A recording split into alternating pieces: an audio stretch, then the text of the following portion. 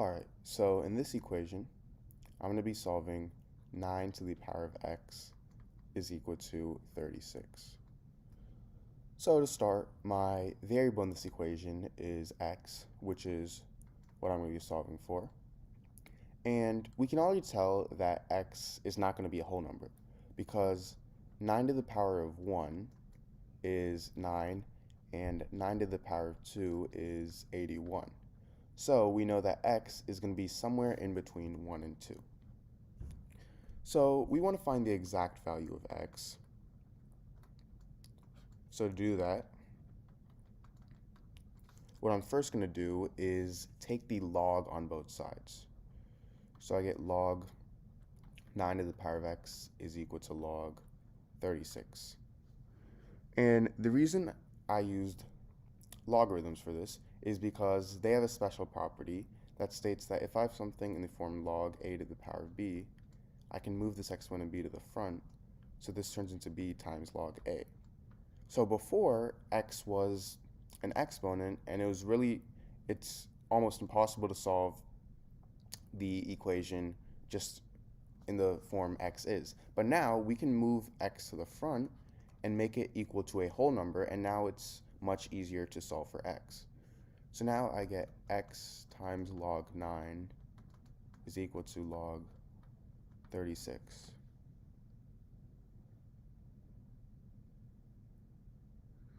And now, obviously, we want to isolate x, so I'm going to divide both sides by log 9. So then these two cancel out, and I get x is equal to log 36 over log 9. Now, we aren't done yet because we want to find the exact value of x, so we don't want any logarithms in our solution. So now what I'm going to do is I'm going to rewrite log of 36 as log of 9 times 4 because I just want to simplify log 36.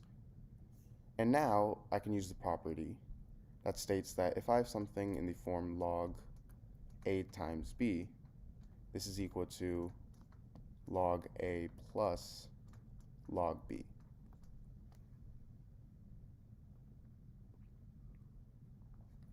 So in this case, I have log 9 times 4, and we can say that a is 9 and b is 4. So this turns into log of a, which is 9, plus log of b, which is 4. And remember, I still have all of this over log 9. Now, if I have something in the form a plus b over c, this is equal to a over c plus b over c, and this is just using fraction properties. So I have log 9 plus log 4 over log 9, and I'm going to rewrite this as log 9 over log 9 plus log 4 over log 9. Now, anything over itself equals 1, so log 9 and log 9 cancel out, and I get 1 plus log 4 over log 9. Now from here, I'm going to simplify this by rewriting log 4 as log of 2 squared, because 4 is equal to 2 squared. And I'm going to do the same thing to log 9. I'm going to rewrite it as log of 3 squared.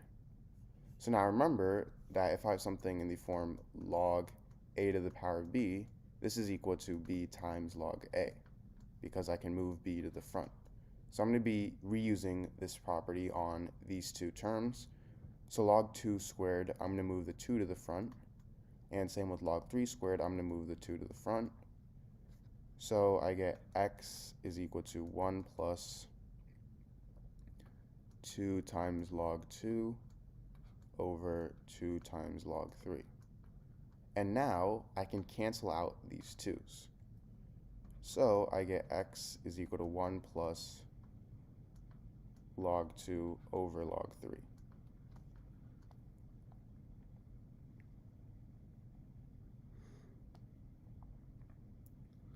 So now from here, log of 2 is equal to 0.3010, and log of 3 is equal to 0.4771, meaning x is equal to 1 plus 0.301 over 0.4771, which is equal to 0.6309. So 1 plus 0.6309 is 1.6309. So this is my solution.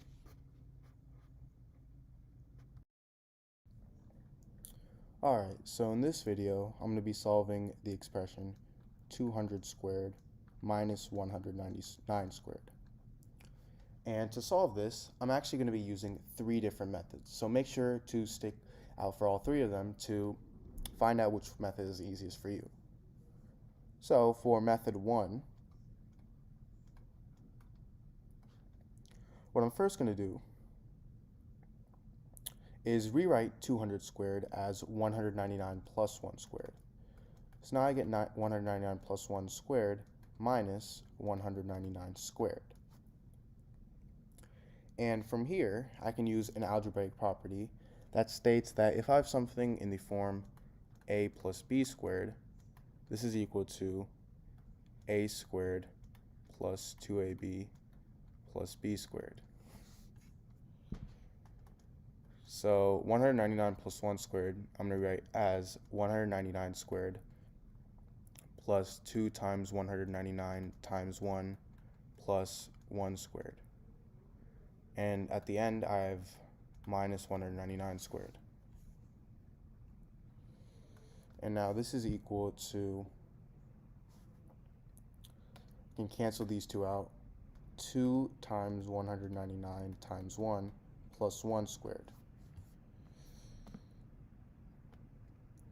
And 2 times 199 times 1 is the same thing as 2 times 199, and 1 squared is the same thing as 1. So I have 2 times 199, and this is going to equal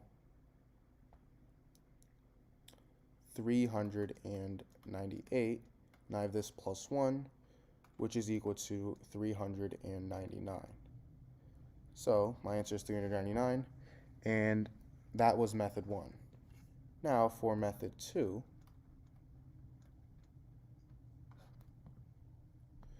I have 200 squared minus 199 squared. And now I'm going to rewrite 199 as 200 minus 1 squared. So now I get 200 squared minus 200 minus 1 squared. And a minus b squared is equal to a squared minus 2ab plus b squared. So 200 minus 1 squared is going to equal 2 times 200 times 1 plus 1 squared. And this is equal to 200 squared minus 400 plus 1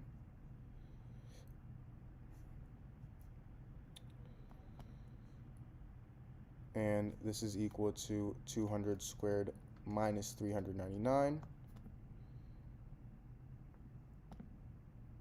And remember, we have 200 squared minus all of this, so I get 200 squared minus 200 squared minus 399, which is equal to 200 squared minus 200 squared plus 399, because we distribute the negative. And these two cancel out, so all I'm left with is 399. Now, finally, for my third and final method, I have 200 squared minus 199 squared.